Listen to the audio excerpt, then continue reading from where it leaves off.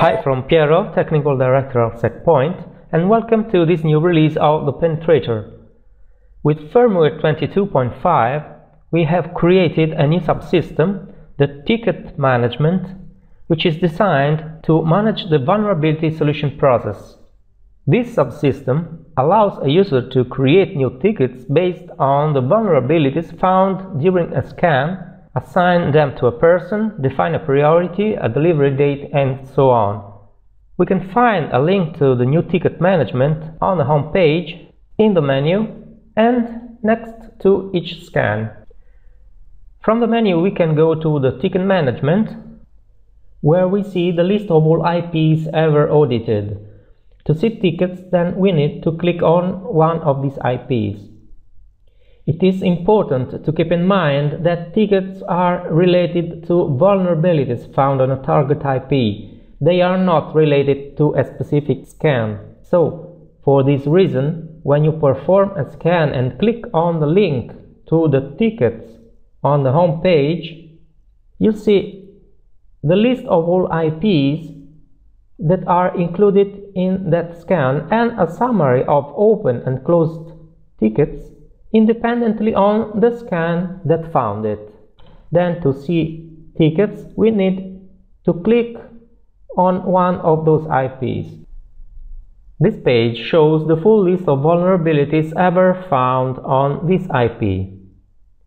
Here we have an overview of tickets, their state here on the right, and the vulnerabilities that are included in every ticket. At the bottom, we can find all vulnerabilities not yet associated to any ticket. Here it can be useful to remark that you can select more than one vulnerability to create a ticket, but there is only one ticket that you can create with the same vulnerability. From here, we can view or edit an existing ticket or create a new one.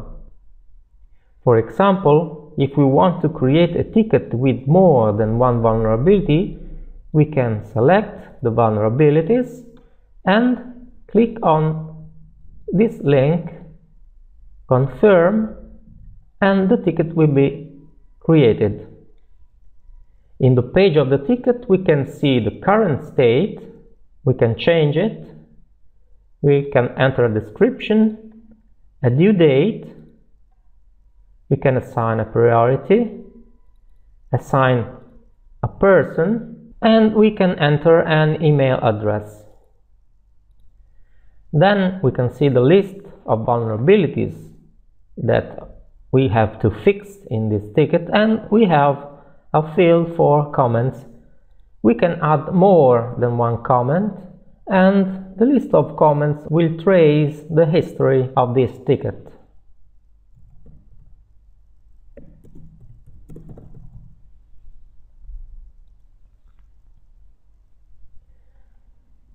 Now we have created a ticket. Here we can see the state of the ticket, which is open, and we can edit the ticket, for example, to add a new comment. You will see here that comments are listed in a list at the bottom of the page. We can, for example, add a new comment.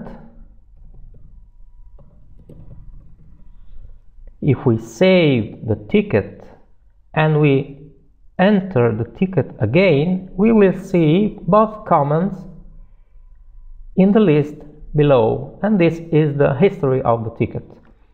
At the end, we can change the state of the ticket to fixed, for example, and the color will change to green. We have some interesting news also about statistics that have been merged with history to create a unique subsystem. This function has undergone a total redesign and now allows you to follow the trend of vulnerabilities a scan after another.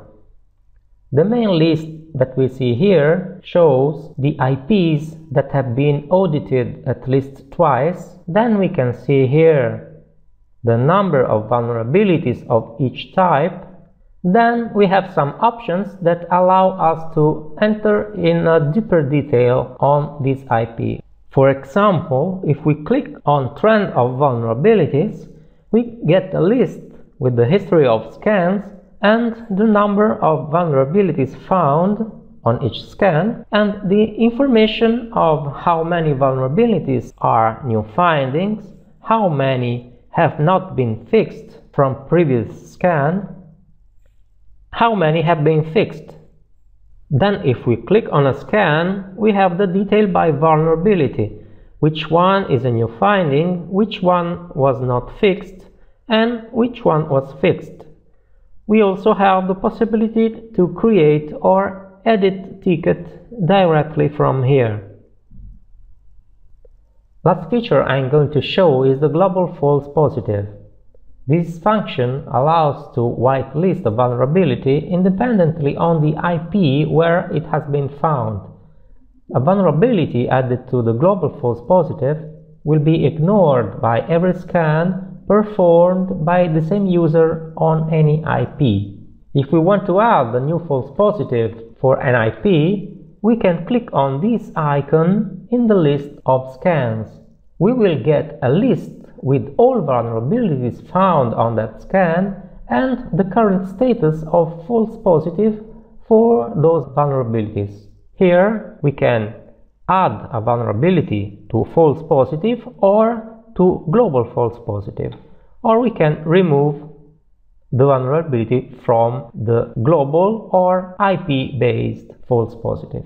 If we want an overview of all false positives, we can go to the Manage False Positives menu, and what we get is a page with two lists. The first one contains global false positives with the name of the vulnerability, the SecPoint ID, the risk level of each vulnerability, and here we have the option to remove that vulnerability from the list. And then the second list is the old IP-based false positives. Well, thank you for watching this video. I remind you that you can download from our website the release notes document that you are watching now with the complete list of new features of this release, and I give you appointment to the next firmware release video from SecPoint. Bye bye.